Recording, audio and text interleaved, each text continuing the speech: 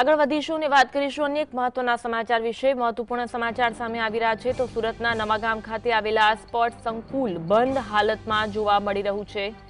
સુરતના નવાગામમાં સ્પોર્ટ સંકુલ બંધ હાલતમાં છે। રમતગમતના સાધનો ધૂળ ખાતા નજરે પડી રહ્યા છે। સ્થાનિકો દ્વારા કલેક્ટર અને કોર્પોરેટરને પણ અવારનવાર આ અંગે રજૂઆત કરવામાં આવી છે, પરંતુ કોઈ જ કામગીરી કરવામાં આવી નથી। રમતવીરોમાં તેના કારણે નિરાશા જોવા મળી રહી છે।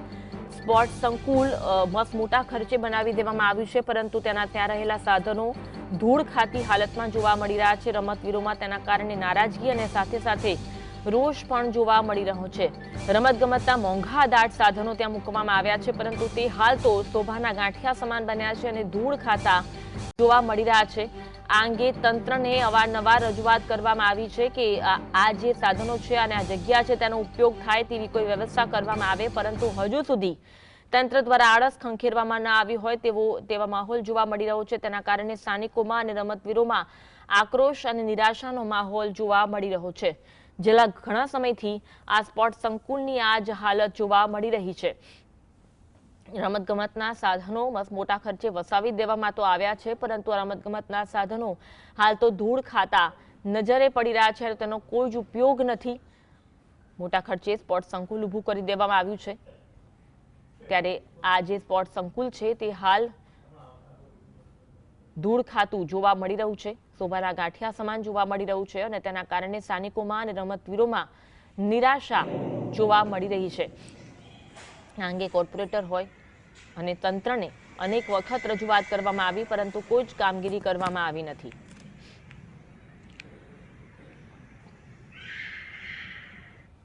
આજ અંગે વધુ વાત કરીશું। સંવાદદાતા સાહિત અમારી સાથે લાઈવ જોડાયા છે। સાહિત, સુરતમાં જે સ્પોર્ટ સંકુલ બનાવવામાં આવ્યું, પરંતુ ત્યાં રહેલા સાધનો છે ધૂળ ખાતા જોવા મળી રહ્યા છે। રમતવીરોમાં આક્રોશ છે, નિરાશા છે, શું કહેવું છે લોકોનું? બિલકુલ જે ચોક્કસપણે લાખો કરોડો રૂપિયાનું બનાવવામાં આવેલું નવાગામ ખાતે સ્પોર્ટ સંકુલ અત્યારે બંધ હાલતમાં જોવા મળી રહ્યું છે। જીએસટીવીની ટીમ અત્યારે નવાગામ ખાતે પહોંચી ચૂક્યું છે અને સ્પોર્ટ સંકુલના દ્રશ્યો બતાવવાના પ્રયત્નો કરવામાં આવ્યા હતા, ત્યારે અહીંના કેટલાક એસએમસીના જે કર્મચારીઓ છે તે તાળા મારીને અત્યારે ફરાર થઈ ચૂક્યા છે અને તેમના દ્વારા જણાવવામાં આવ્યું છે કે અહીં અત્યારે સ્પોર્ટ સંકુલ કોઈ પણ પ્રકારે ઉપયોગમાં લેવામાં નથી આવી રહ્યા। એટલે સ્પષ્ટપણે દેખાઈ રહ્યું છે કે સરકારની અને ખાસ કરીને સુરત મહાનગરપાલિકાની જે તાનાશાહી કહી શકાય અને સ્પોર્ટ સંકુલ રહ્યો છે, ત્યારે જે રમત ગમતના વીરો છે તે અત્યારે નિરાશમાં જોવા મળી રહ્યા છે અને ખાસ કરીને જે મુખ્યમંત્રી દ્વારા ઓનલાઈન આ જે સ્પોર્ટ સંકુલ ખુલ્લું મૂકવામાં આવ્યું હતું અને ત્યારબાદ અત્યાર સુધી સ્પોર્ટ સંકુલ ધૂળ ખાતી નજરે પડી રહી છે, જેમના દ્વારા કલેક્ટરને સ્થાનિક કોર્પોરેટરને રજૂઆત કરવામાં આવી છે, ત્યારે એ વ્યક્તિ આપણી જોડે ઉપસ્થિત છે અને કેટલાક રમત ગમત વીરો પણ આપણી જોડે ઉપસ્થિત છે। એમની જોડે વાત કરીશું। તમે કોને કોને રજૂઆત કરી છે, શું કહેશો અને કઈ રીતની અહીં સ્થિતિ છે? મારું નામ શુભમ ચાંદલકર છે, એક સામાજિક કાર્યકર્તા છું।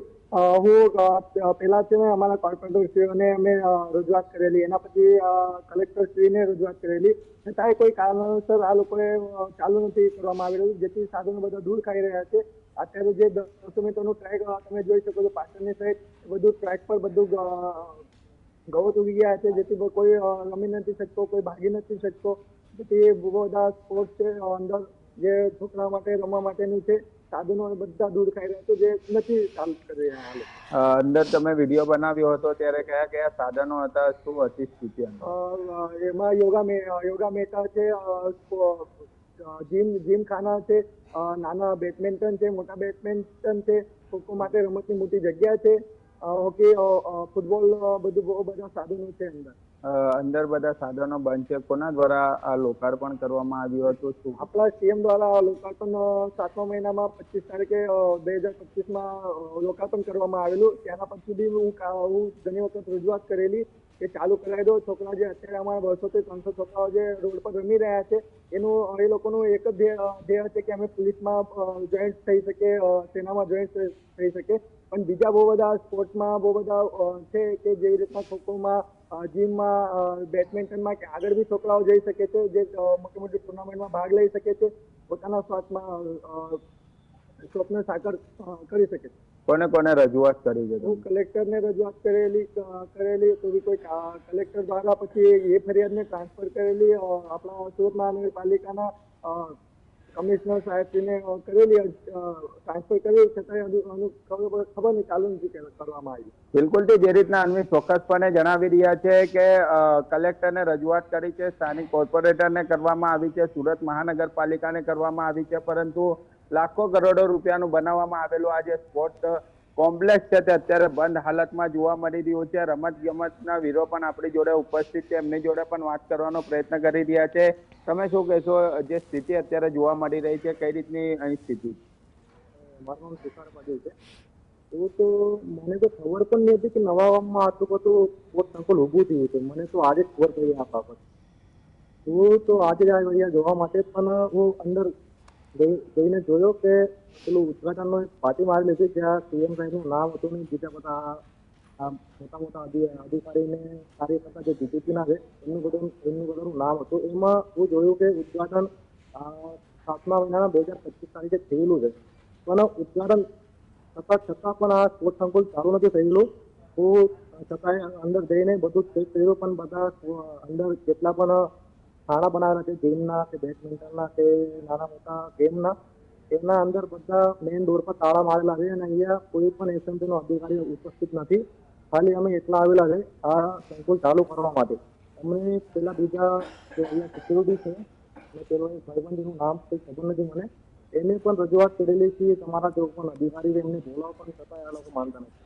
બિલકુલ જે રીતના અત્યારે રમતવીરો પણ જણાવી રહ્યા છે કે લાખો કરોડો રૂપિયાનું જે બનાવવામાં આવેલું સ્પોર્ટ કોમ્પ્લેક્સ છે તે અત્યારે બંધ હાલતમાં જોવા મળી રહ્યું છે. સુરત મહાનગરપાલિકા મલ્ટીપર્પઝ હોલ જે લખવામાં આવ્યો છે અને તે અત્યારે સંપૂર્ણપણે બંધ હાલતમાં જોવા મળી રહ્યું છે. એટલે સ્પષ્ટપણે દેખાઈ રહ્યું છે કે જે અત્યારે સ્પોર્ટ કોમ્પ્લેક્સ બનાવવામાં આવ્યું હતું અને ત્યાં અત્યારે તાળા લાગી ચૂક્યા છે. અત્યારે જે થોડા સમય પહેલા અહીં ખુલ્લું હતું, પરંતુ મીડિયાની ટીમ પહોંચી ત્યારે બંધ કરવામાં આવ્યું છે તેવું સ્પષ્ટ હવે દેખાઈ રહ્યું છે.